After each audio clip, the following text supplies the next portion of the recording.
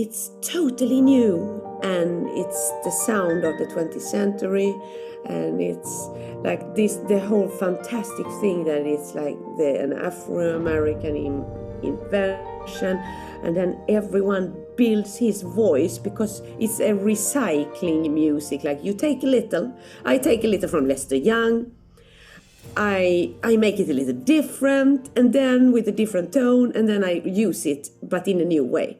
And that's what we do. We take forms, for example, a lot of people have taken tiger rag, hold the tiger. This form has a special a way of harmonization. Hold the tiger, hold the tiger. It has lived into Bourbon Street Parade, to Washington and Lee Swing, and it's lot. And I have written so many songs over this chord progression because it's something you take and you recycle, and then you have something new. And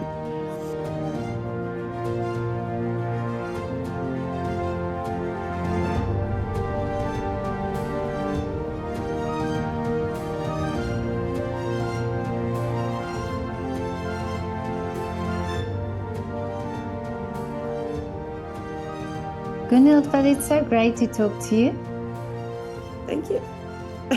I'm glad too. I'm so glad we can do this. Yes, no, absolutely. I absolutely love, I saw you on Instagram, of course, and love what you do, love your energy. And even on Instagram, I can see that you absolutely love what you're doing. Yeah, I agree. I really love what I do. So it's music, jazz music, and it's also jazz as a lifestyle, and music as a lifestyle, and music as a fashion. Oh, okay. But you started off with your family, I read. Yeah. So musical family. Yeah, I have. My parents were both musicians, and I have played with them since before I can remember. I played drums. I have 3 siblings. So I have 2 older siblings and 1 younger. And my mom, my dad, and we 4 siblings, 6 people, we were touring as a band since I was very small. So in the beginning, we played Baroque music, and we played folk music. But then from I was 7 years old, because my father was a jazz musician, so we played only jazz. Oh, okay. And that was also a huge success because it's more, it was just more popular. And as a child, were you already into jazz then? I mean, did you enjoy playing it? Oh, I loved it. I love it. I have loved jazz all my life.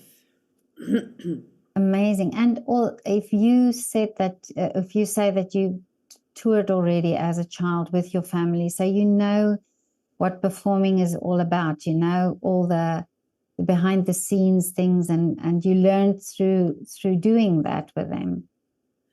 Yes, but when I was small, when I was little, I don't remember like the lifestyle. It was when I was 17, I discovered that you must invent the music in yourself before you play it. So even if I play this song that I have played 1,000 times before, I have to invent it. It's like, okay, so I deliver a feeling, I must be in the feeling, and if I am in the feeling, I inspire others through my music.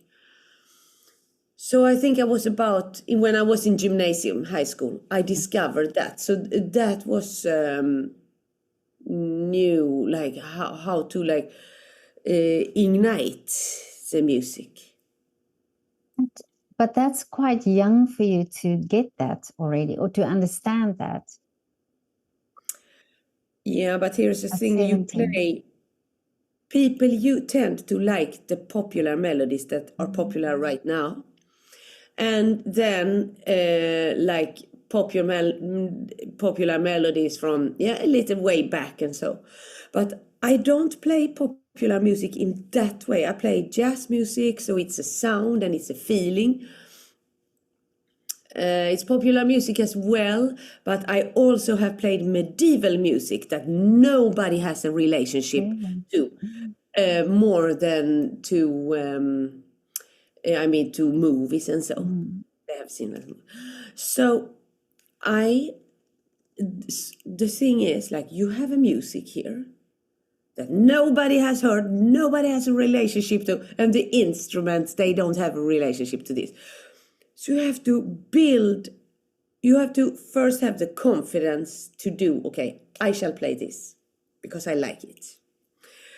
And now I'm going to make you like it. Oh, yeah. So, yeah, so that's the thing. And there is no communication because, let's say you play outside on a square or somebody, like, people are not open for anything new. So you must really find their ears and their heart with just playing. But that's amazing how you describe that, and it's so true. I've never thought of it that way. No, but you can imagine how it was in the 1920s when people had never heard jazz. And it like took the world. And I often think of that, yeah. I play like something and I take a phrase that I've heard King Oliver play. And people say, whoa, that was good. He invented this for people that never had heard jazz.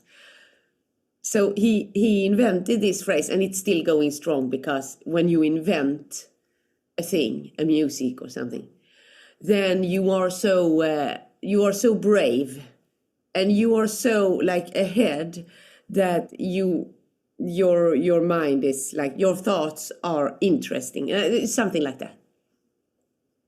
But jazz is a lot about improvising, and also, a community, not community, but like in bands, you have to work with each other, and everybody is improvising and working together. So does that come natural to you, or did it at a young age when you started doing it? Yeah, so the thing is that jazz, you have to just know the song. Mm.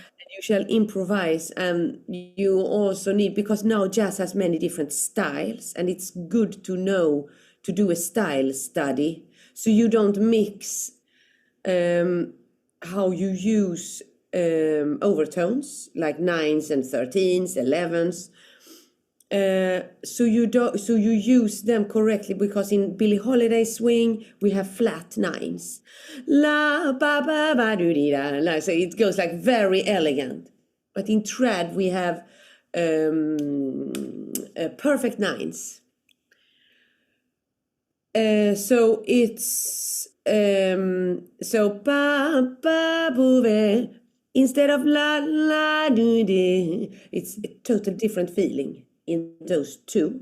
So you have to learn that, you have to have you have to know the style, you have to know the song, the chords, the lyrics, and the melody, and then you shall fluently just play a new thing over in this, over and in. Yeah.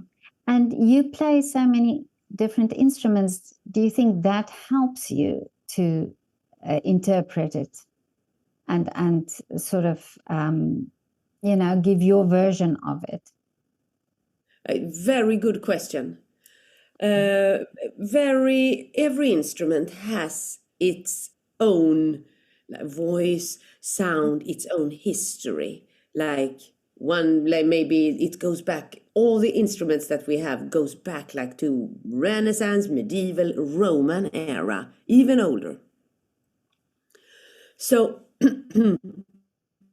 every instrument is like a titan that has like one power, or like a demon with one power. And then what I like with changing instruments is that I play, so Louis Armstrong, he played very high notes. Not high notes, but he was playing like very much in an upper range, more like ba ba ba do. Like, it's fantastic tone, the upper range. So maybe somebody else, but I cannot play there forever. So it's very good for me. Then I have done some Armstrong, and it like takes a little like effort. Then I change instrument to trombone. Now I rest my trumpet and I start to play trombone. Then when I'm tired of that, I take the recorder and I play recorder. And when I'm tired of that, I take the piano and then I tap dance. And so I do a little variety of everything. It keeps my energy up. Amazing. But you're talking about the tap dancing now. I love that. Oh, tap dancing is just something, and I love watching it. I can't do it, but I just absolutely love watching it. And you must have started doing that also as a young child. No, when I was teenager. Okay. So I think like when you find an instrument, you have first that you must dive into the meaning and the core of the sound and the instrument. So first you practice and you play and you play and play and play and play, and you sit there and listen and you compare and find a tone. And then you must play with others, so you sound good together with others. And you must have timing and ideas. And I try to, and that feeling keeps you young at heart.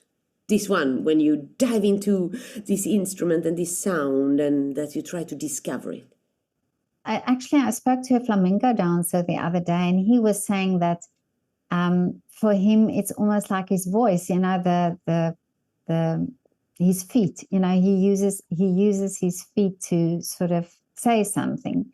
So is it the same for you with the tap dancing? So do you see it as part of the extension of the music? Yeah, you talk with the rhythms around. But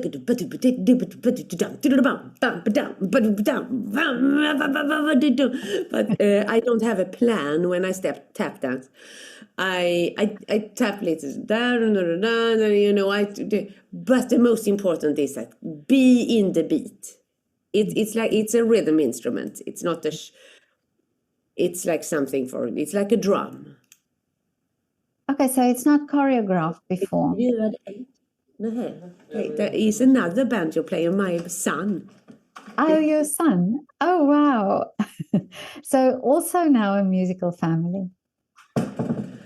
Yeah, so I play all the time, but I have gigs, and I think it's fair when you are a musician, because you are always on party, meeting friends, having the time of your life, blah, blah, blah.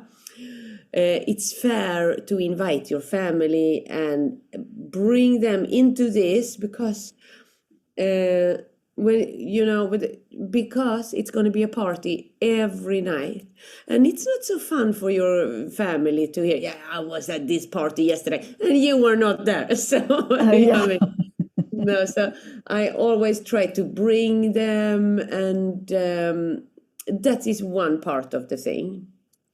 The other part is that it's a fantastic way to communicate with your family through music.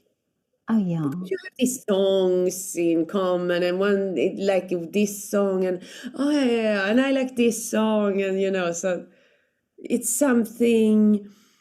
A lot of people feel that music is higher than us. It's like almost religious, or like love or something, that music is a higher stadium. So it's a very good thing to be together with is music, because you must harmonize. You must be in timing, and you must like read the play as you play. Well, it's so wonderful that you say that, because I spoke with a dancer from South Africa the other day, and he was saying that part of their culture is that music and dancing, well, it's really part of every day, so people express themselves the whole time through singing and dancing. You know, when it's a wedding, or when it's a funeral, or when it's something to be happy about, you know, it's always that the music and the dancing together.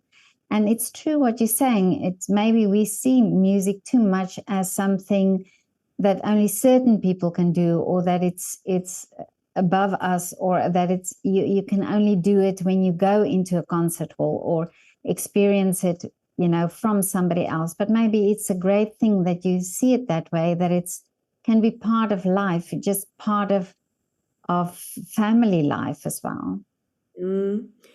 Yeah. What you say there with South Africa, that is like a very, very important thing, because and that is like the secret of it all, that you have music involved in your life, because it's medicine also as well. You feel good with the music. But what I was going to say was that so it's very important, but I think like in olden days it was a structure around music. So if we go back a couple of 100 years, that if it's dance music, it's sin, and it should be like, it's like a religious, like it's a sin, and that it should only be over there because dancing is, I know I'm talking like 19th century and beyond. I understand. And if you sing in a church, it shall be more this choir music and so. And that is how we think. The thinking can have been like heritage.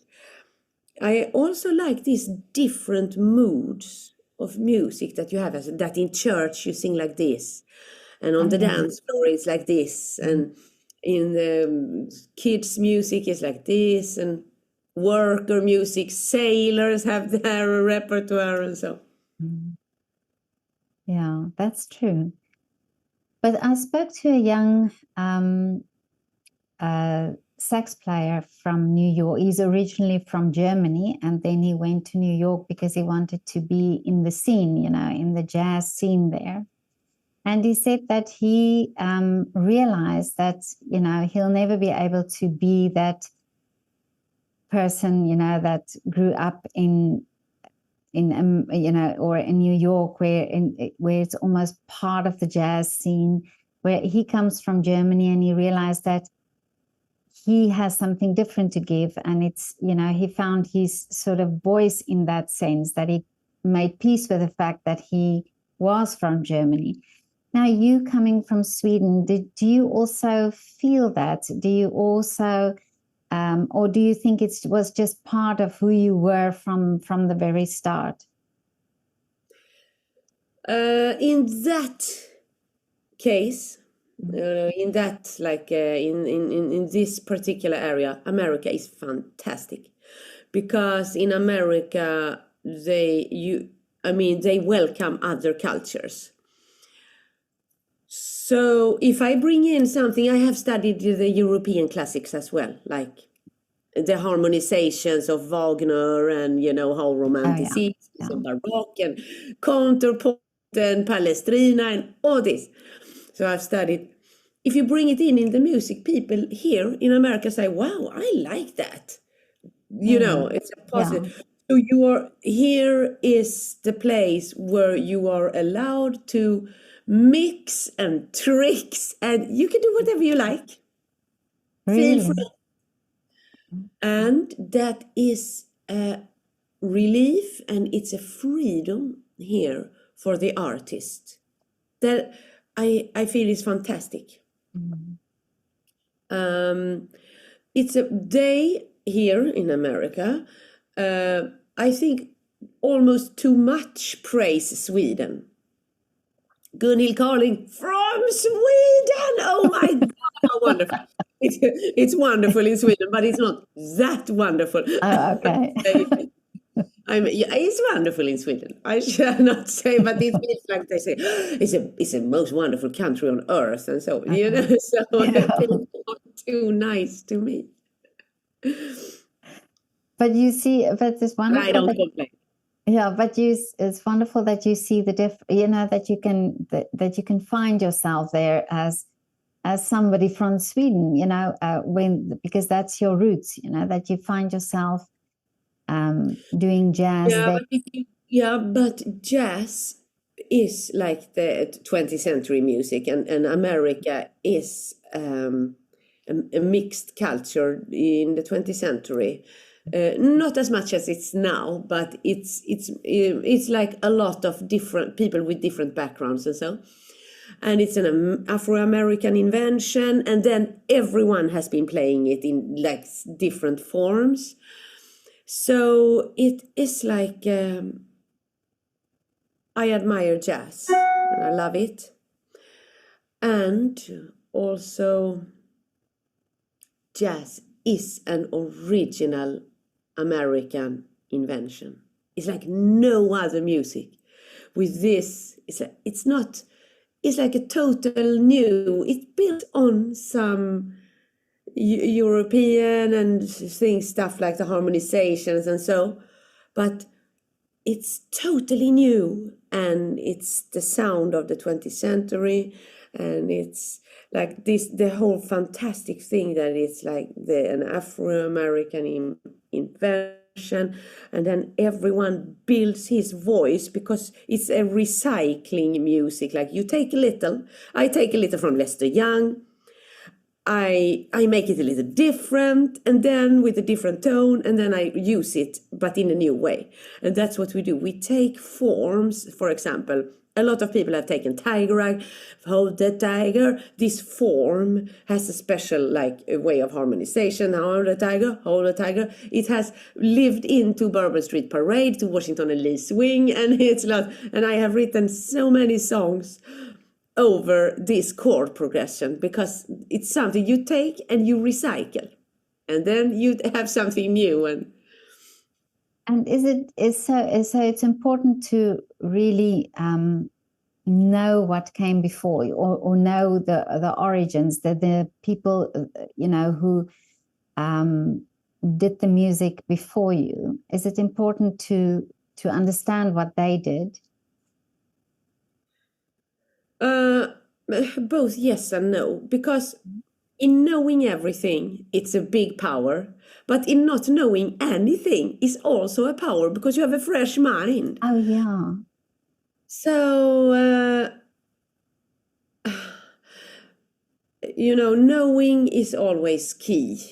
Knowledge is key, but, I don't know, you can do fantastic things with just, you had no idea. You just took something up and you started something. And, so both ways goes. So you write music as well? All the time. I write one song a day. Yeah. Amazing. And when did you start writing? Or when did the inspiration come for you to start composing yourself? Yeah, I am educated in classical composing. Okay. Mm. Oh, I see. Okay. Yeah. So harmonization, how the bass line shall walk to bump, dump, down, form and flow, because they go together, and the architecture of how it shall go like this, there shall be a peak, and so all this, something you can read and learn, but it's even better if you have it in your spine, in your gut.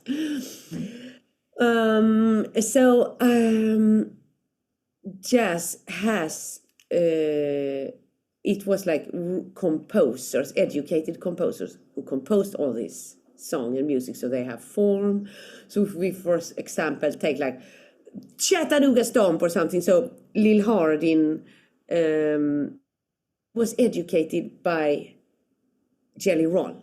Jelly Roll, he had composing education. So you have an introduction, you start with an A, and often it's like question, answer, answer, question. That is how a melody is written, like da da da da da da da, question, answer, answer, answer, answer. That is how you say, like you have like a question, then an answer, goes one more time, and then comes a little contrast theme, ba ba bo doo doo dee da, sequence or repetition, re doo doo dee doo dee da.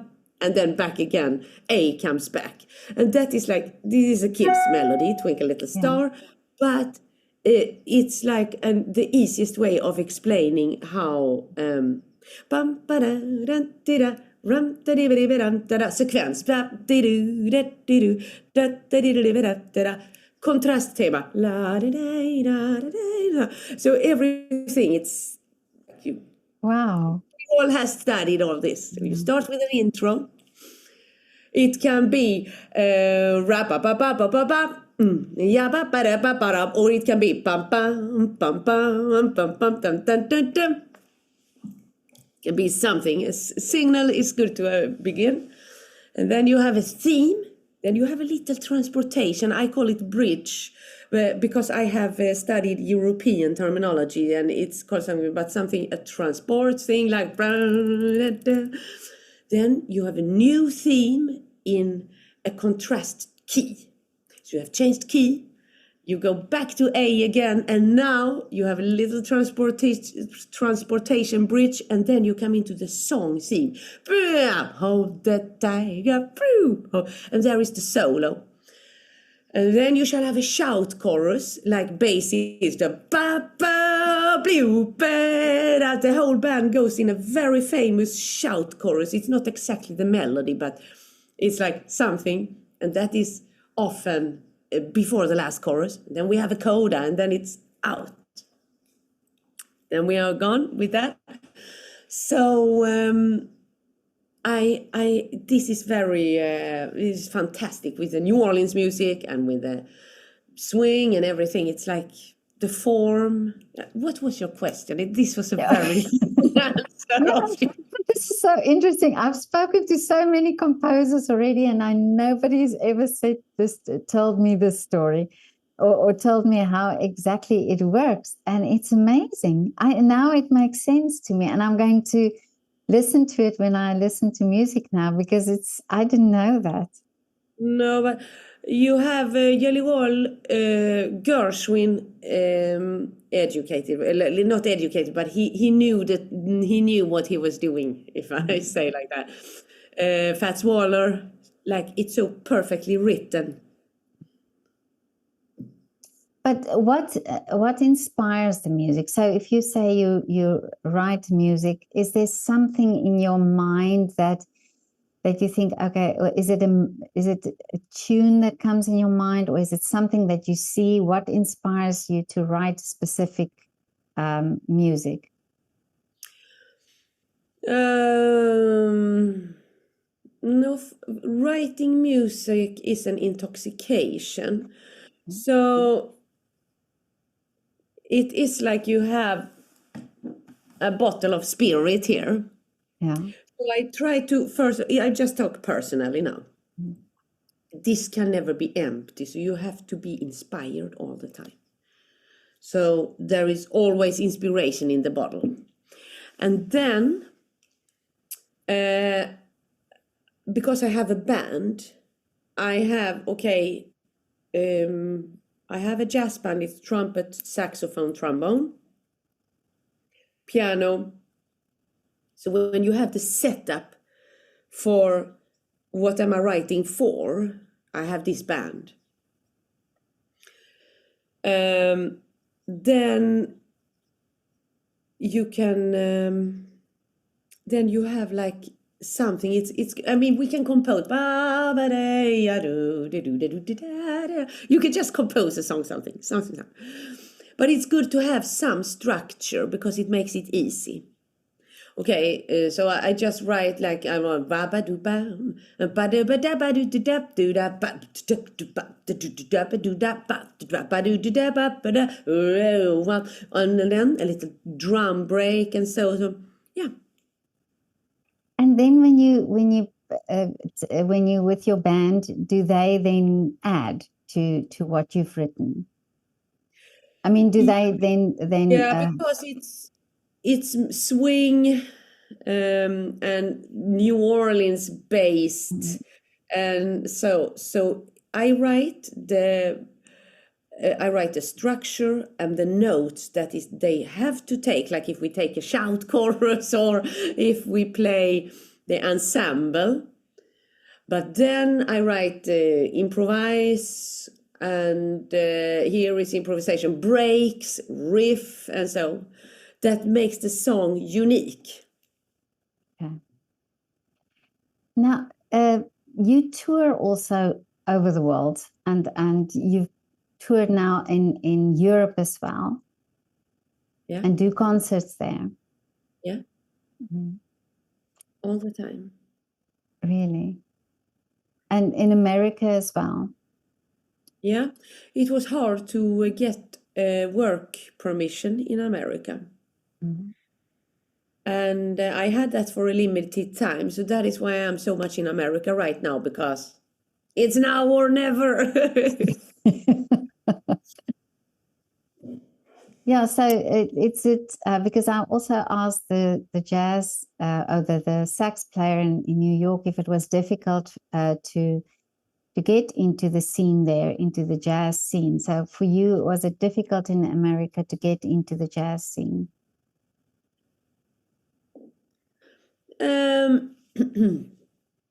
Both yes and no, because I just play for regular people. Like Oh, okay. I play here, there, and everywhere, and there is like so much. So I can just set up a show here out in nowhere, Petaluma or something, California, Okay. to say, okay, like I'm a little famous on YouTube. So, but then I want to play with real jazz musicians, because that is what I feel best about. And then you connect with the jazz musicians just like that. Mm. And because thanks to the jazz schools, and thanks, there are jazz musicians everywhere. Oh, okay. So it's and it's wonderful also that they can collaborate with you, because of course they can also get that experience from you. Probably. Mm. Probably. We just play and then we have fun, and yeah, it's simple. Amazing. Oh, I just absolutely love your energy. And yeah, so you permanently now in America, and you say touring and doing concerts in Europe. I go back and forth all the time. Okay. But I must tell you, the tragic secret true is that when you're a musician, you have to play all the time. So people say you should play less and, just relax at home. But I found a place here where I live, an Icelandic restaurant. So it's fermented shark and all those strange food you can eat there. Oh, okay. But yeah, you can come and play here as much as you want. No problem. So I can go there and play and play and play and play and play and play. We can play 4 hours. We play King Oliver, and then we play Jelly Roll. Just for, when I say King Oliver, it's because it's very embouchure, extremely exhausting music, like and it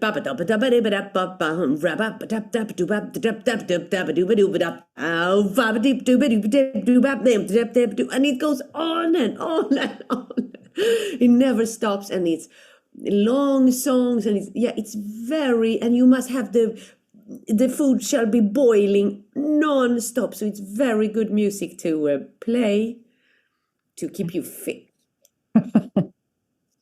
Yeah, I'm just thinking now that you must be very fit if you can do that.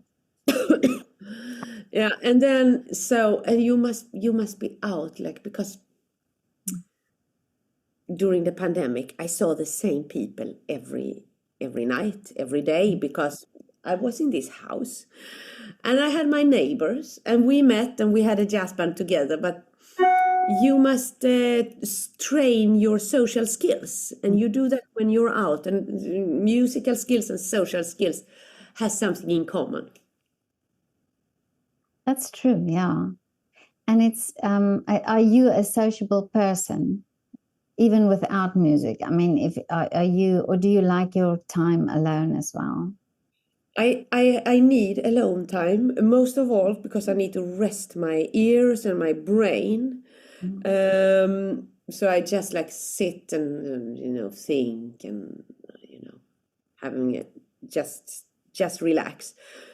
But I would say that my element, my real element is like playing in the street, playing on restaurants, cafes, Mm. because then because I play New Orleans jazz, and New Orleans jazz has a street fact, Bourbon Street Parade, Canal Street Blues, Perdido Street Blues, Basin Street Blues, all this.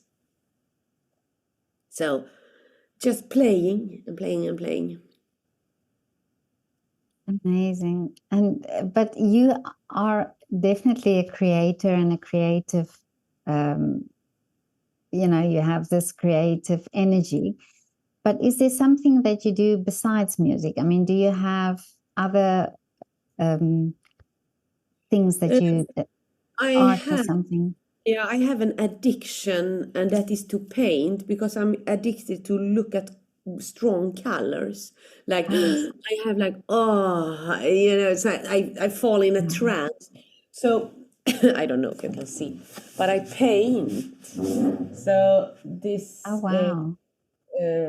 I paint jazz. Everything is jazz motifs. Mhm. I paint poster jazz motifs. You see here. Wow. Yeah, so that is what I do. I paint all the time. So I shall have, I have a concert Yeah. on a performing arts center, and then I have exhibition in the Oh, um, okay. in the lobby at the same Mm. time. Wow. That's amazing. You really have a lot of energy, and do you feel sometimes you don't have enough time for everything, or do you just get on with it?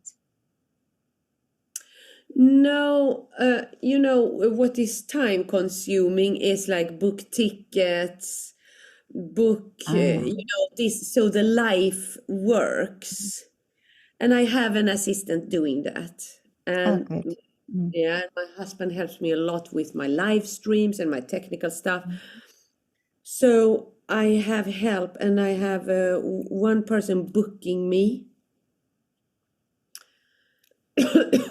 It's extremely taking energy, and it's extremely like it must be right. If it goes wrong, Yeah. it's very complicated to fix. So those parts I don't do myself. Mm. Oh, that's wonderful.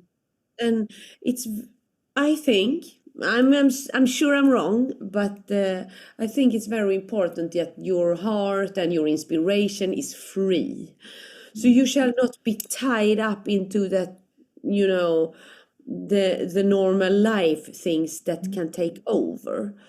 So you shall let somebody else do them for you, so you can be free and totally just go in your own dream. I'm with you there. I think Yeah. that's it. Absolutely. No, but I Yeah. do think these other things, it sort of takes your mind away, and I don't think we can create under stress. When you're constantly stressing out and thinking about other things, I don't think it's, I think it takes away some creative power. Yeah, and some emotional skills that we have. Um, of those daily must do things, I like to cook and I like to clean, and because it's very like good for the brain and for the Oh, soul yeah. and so. Mm. But to pay the bills, and so that then we talk about it must be right. So yeah, I you shall have help with Yeah, that. yeah, yeah, totally. But Gunnar, this is great. I absolutely, like I say, I love your energy, and and just on Instagram alone, I just absolutely fell in love with what you do and so on. So it's so great to talk to you. But to tell me, what are your wishes for the future? My wishes are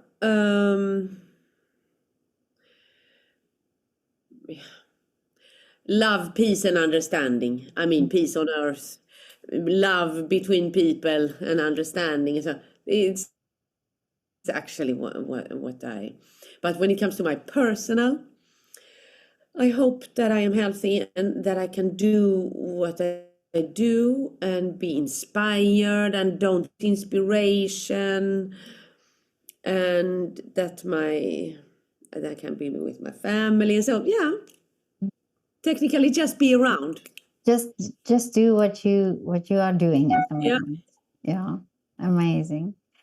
And still, I hope tap until you are 112 years old. Yeah, I hope tap that it's nothing of what I do is especially like you can go on. I mean, my mother is 80 and she is still going strong. She's just playing banjo all the time and she's traveling. Really? Yeah, she is like. Yeah, but I think it's very much into how you think. If you think you can do it, then your body follows and you do it. I think so. That's how I feel. Yeah, no, That's how I feel. Mm. But I really hope that we will have that we have like a lot of venues where musicians can play. So if I talk for all musicians, that there are venues to play, that audience go out and don't sit at home and watch like movies and so. And that people really find interest and inspiration in learning to play music, play instruments, and so so there is a platform for live music. Yeah, I There's think it's many who have to collaborate with that. You, for example, you interview me. Thanks for that. yeah, no, I think it's so important that we understand this and that we also understand how. I mean, this is my ultimate goal, is to make people aware how important all forms of art are, and even in education, because I think if we don't educate the new and the young generation that they could appreciate art. If I think if you play an instrument, if you know music, or if you do a form of art, then you have much more appreciation for it. Not everybody has to become musicians, but I think it's so important that we understand the importance of art. Yeah, but you can be a musician, but have your living from somebody else. I mean, music is like the more the play, the better. Because if you have rich and big amateur music society, and I don't know the word, but yeah. So you have like chamber orchestras, amateur chamber orchestras, and you have marching bands like they have here, and you have a symphonic band, symphonic also. So the richer music, the more you have, the better. Where are you geographically? I'm in Vienna. Vienna. I mean, talk about being in the city of the cities when it comes to music. I know. And do you ever come to Vienna to do concerts? I have nothing planned, but it's coming. It's coming. I would love to see you in concert. I would. I do like this. Yeah. Fingers crossed. Yeah, that you come to Vienna. But thank you so much for your time. Thanks. And this wonderful interview and opening up the world of composing for me that I've never heard before. Oh, I'm interested in that, so I can be a little long. No, it's wonderful.